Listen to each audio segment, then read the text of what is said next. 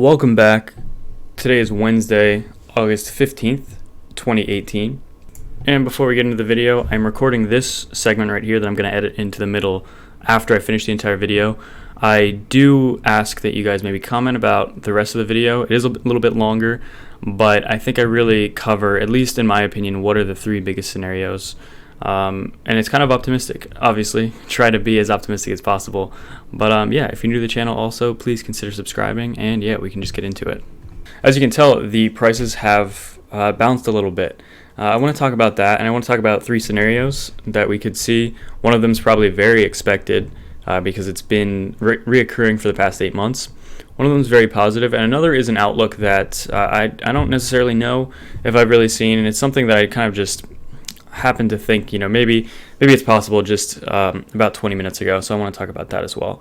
But yeah, first off, let's just jump into Bitcoin. If we go here, Bitcoin's price is currently 65.33. So obviously you can see that it did bounce off of that kind of critical area. Again, it didn't even go as low as it was at the very end of June. At the very end of June, it kind of set that new lower low right around like 57, pretty much 58, but a little under 5,800. Which again is lower than the original low back in February of 2018. And right now it looks, you can see this massive candle right here, very, very much so wicked down and pretty much, slingshotted back from 58 currently up to 65. It even went as high as about 66.50. Currently it's at 6,500. If we just pull up some indicators, then you can see, this is something I mentioned yesterday, Bitcoin shorts are still rather high, so I would not be surprised if, like I said yesterday, within the next day or week, sometime in that time frame, we see some liquidation of Bitcoin shorts, maybe push the price even higher. On the stochastic, you can see the momentum seems to be shifting upwards a little bit. RSI has been on the bottom for quite some time, so it's no surprise really that it's starting to push back a little up towards the middle of the RSI.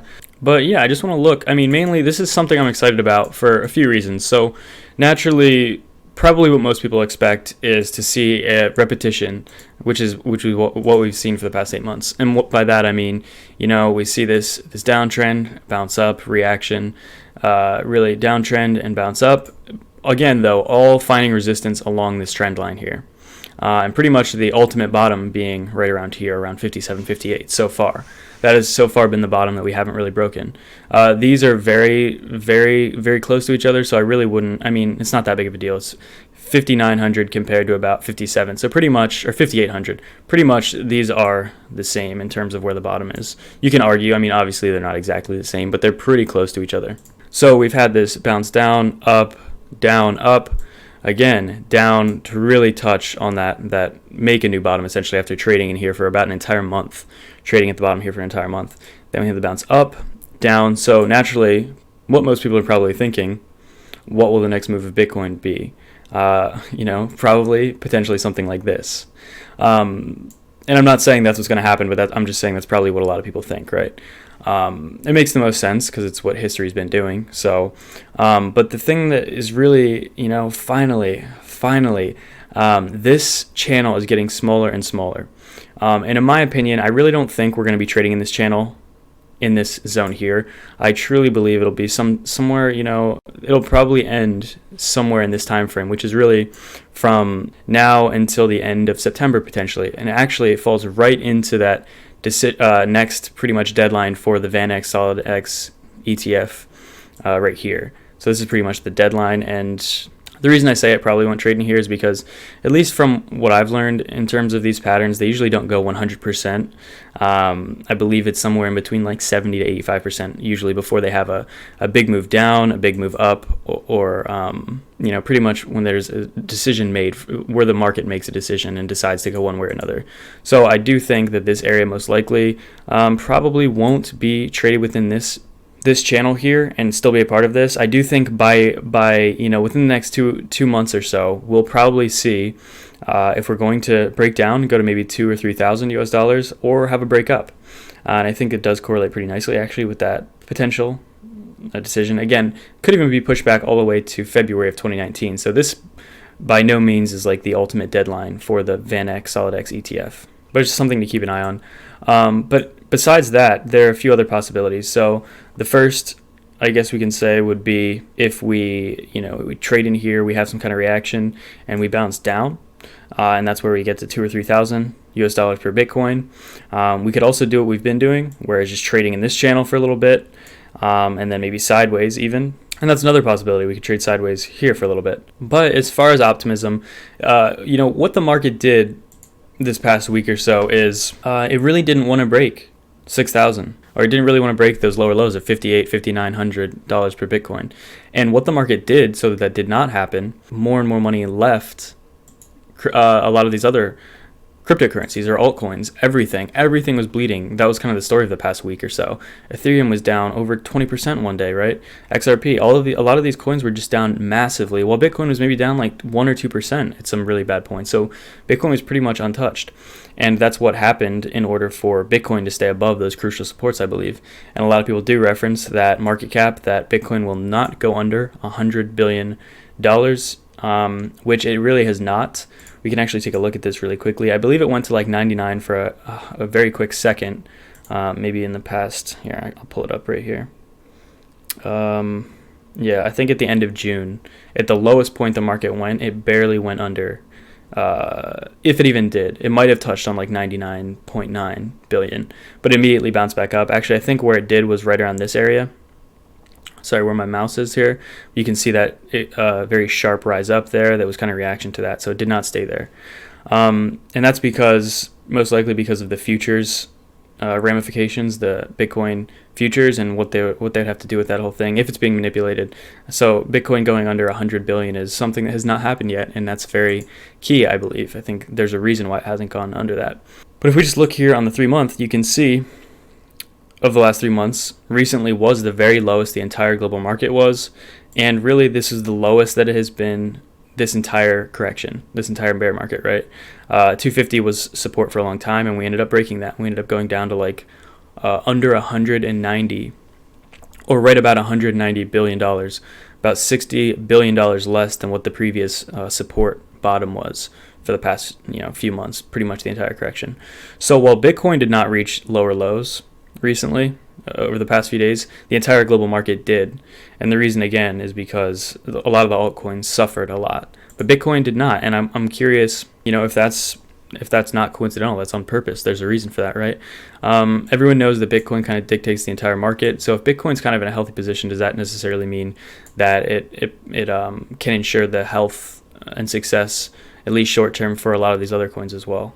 So, just going back to this graphic, I cleaned it up a little bit, but if we were to kind of just repeat what we've been doing about every 2 months, essentially, if you're trading, again, obviously not financial advice, but if you're trading, it would make the most sense to look at your position if it did touch the top of this trend line. Again, this is really important because it's not only the trend line, but now and it's been this way for at least about a month now, the 200-day moving average also is right there on that trend line. You can see I believe one of the reasons this failed rally didn't end up breaking it again, it was right on the trend line, and the 200-day moving average was acting as resistance there.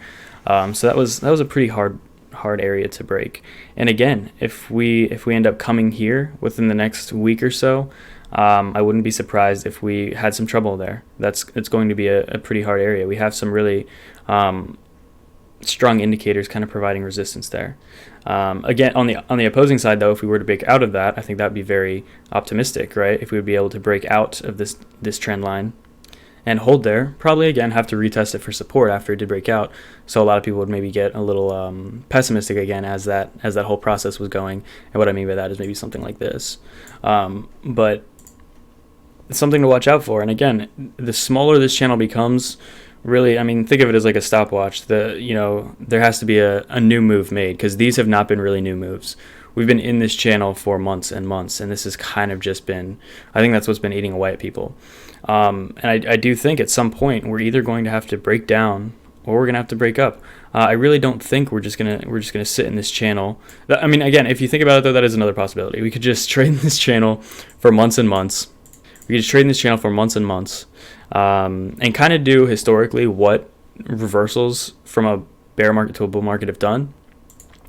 and have this really, really prolonged cooling off period before starting a trend, right?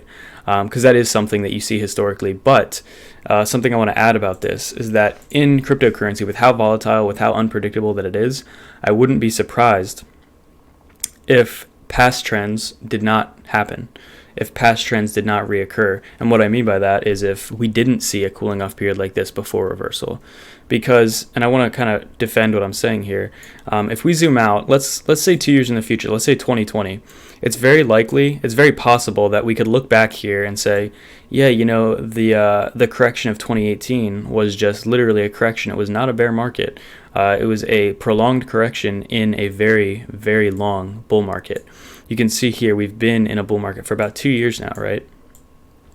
And this is the first time in those 2 years where we've not essentially been making new all-time highs every few months. However, this doesn't necessarily mean we aren't in a bull market anymore. And this is, we wouldn't know this now. We'd have to look back a few years from now, and it would make more sense. But if something like this did happen, and I'll zoom out just so you can paint a better picture of this here. If the chart ended up doing something like this, would you really consider this a bear market? I don't think it would technically be considered a bear market. It would be considered more of a correction while still in a continued bull market, in a continued uptrend. And the thing is, this could even go on for another 4 to 6 months, or even longer than that, without it really being considered a bear market, but just a continued correction of this very long bull market. And again, the more we zoom out, the more it looks like, yeah, you know what, this is not a bull market. This could be considered, again, like I've just repeated like way too many times over the past 2 minutes, a prolonged correction in a very large bull market, or even just kind of a popping the bubble after such a massive, insane, parabolic move of 2017, really. And so since we're so zoomed out on this chart here, I think a lot of people do agree that 2020, 2021, 2022, Bitcoin's going to be most likely over 50K, right? That's a pretty low estimate from what a lot of people have said over the past few months in particular, even during this bear market. Even big VCs and CEOs have said this, right? They predict Bitcoin to reach new all-time highs in the coming years easily. Bitcoin, nobody's saying that Bitcoin will never get over 20K again. I don't think. I mean, I guess some people are probably saying that, but nobody that I've read that actually is like a big name in this space has said that. Everybody believes Bitcoin long-term will go to new all-time highs. So again, yeah, it's very possible that this correction that we've been seeing could end up flattening out for a while, kind of repeating history. It could end up doing something not like historically that it's done. It could end up surprising us all, which is kind of what cryptocurrency is known for, right? Is surprising everyone. We could see a parabolic move before then, especially even timed with the ETF potentially. Who knows? We could even see, and this is worst case, but I have to bring it up because it's always possible. We could see a much worse market where things go the opposite. With how the space is advancing so quickly, I think this is the least likely option. Obviously, I'm biased because I want it to be the least likely option, but it's always a possibility, so you have to keep that in mind. But I guess if I would have to pick one scenario that I do believe most likely is the case, and I just have to go, this is against what I really truly believe, I guess, but I just have to go with historically what it's done, where it'll probably, it could end up trading sideways for a while before we end up moving into a more parabolic or a continued uptrend and really break those all-time highs.